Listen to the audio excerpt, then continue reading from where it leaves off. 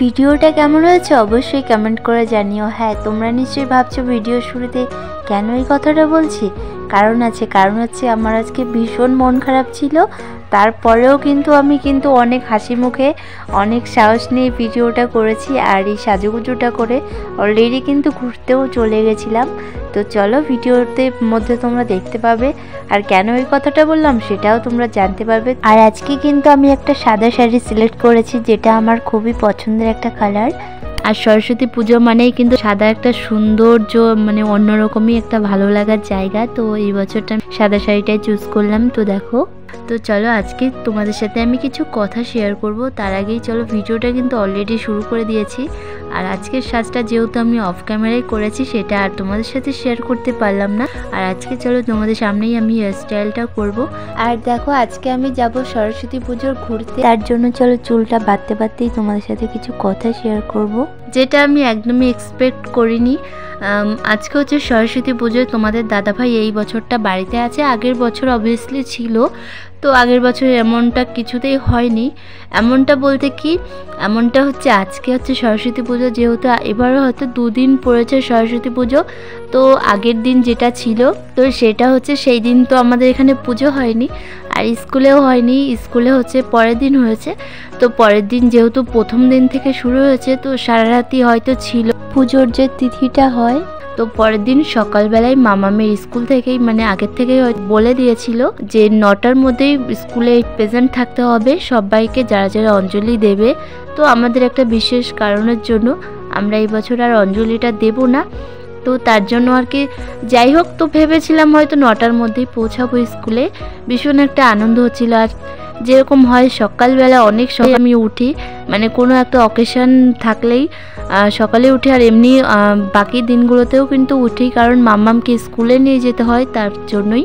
তো যাই হোক, তো তার জন্যই উঠেছিলাম। হয়তো একটু সকালে উঠেছিলাম, সবার আগেই উঠেছি সকালবেলা। যে সকাল মানে ভোর হতে প্রায় আমাদের এখানটায় প্রায় 6টা বেজে যায়। 6টা বাজতে 10 মিনিট আগেই প্রায় অন্ধকারটা ছাড়ে। তো তখনই উঠে গেছিলাম। আর উঠেই দেখছি ভীষণ পরিমাণে কুয়াশা, মানে কুয়াশার মধ্যে কোনো কাজই করা যাবে না, এত পরিমাণে কুয়াশা। তো যাই হোক, তার মধ্যেই উঠেছি। আর আজকে ওই যে একটু মানে যে কাজগুলো হয়তো না করলেও না, সেগুলোও করে ফেলেছি। তার জন্য একটু বেশি লেট হয়ে গেছিলো। যেমন জামা কাপড় কেচেছি সকালবেলা, প্রচুর পরিমাণে আজকে জামা কাপড় কাচা হয়েছে মামামেরই। তো যাই হোক, তো এইগুলো করেছে। আর টুকিটাকি যেগুলো থাকে, ঘর মোছা, তারপর পুজো দেওয়া, তারপর নিজে মাথায় শ্যাম্পু করেছিলাম। যেহেতু পুজোর দিন, তো মাথায় একটু শ্যাম্পু না দিলেও ভালো লাগে না, তো তার জন্যই। আর মাম্মামকেও সেম গরম জল করিয়ে স্নান করিয়ে দিয়েছি। ওর চুলটাও ভীষণ পরিমাণে বড় হয়েছে, তো ওকেও একটু শ্যাম্পু করিয়ে দিয়েছি। তো এত কিছু করতে করতে মানে 6টার থেকে 9টা, মানে 9টার মধ্যে বেরোতে হবে। তো তার মধ্যে আর মানে এই কয়েক ঘন্টার মধ্যে আর হয়ে ওঠেনি। তো তাও ভেবেছিলাম হয়তো একটু তাড়াতাড়ি হবে। তো কি আর করব, একা হাতে তারপরে পুজো দিলাম। মামামকে তারপরে আবার আলতা পরিয়েছি, নিজেও পরেছি, সেটা তো একটু টাইম লেগে গেছে। যাই হোক, তো তারপরে দেখো নিজে একটুখানি রেডি হয়ে, তো তারপরে মাম্মামের ভিডিওটা অবভিয়াসলি দেখো শেয়ার করেছি। তোমরা যারা যারা চেক আউট করোনি অবশ্যই একবার গিয়ে চেক আউট করে দেখতে পারো। ও ভিডিওর মধ্যে সবটাই বলেছি। আর মাম্মামের সাজুগুজুটা অবভিয়াসলি খুবই সুন্দর হয়েছে, তোমাদের কি বলবো।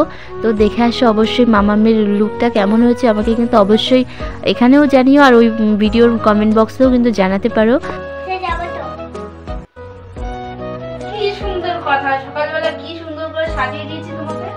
সকালে সাজিয়েছো তো জামাটা পরিয়ে একটু জামাটা পরিয়ে খোপাটা একটু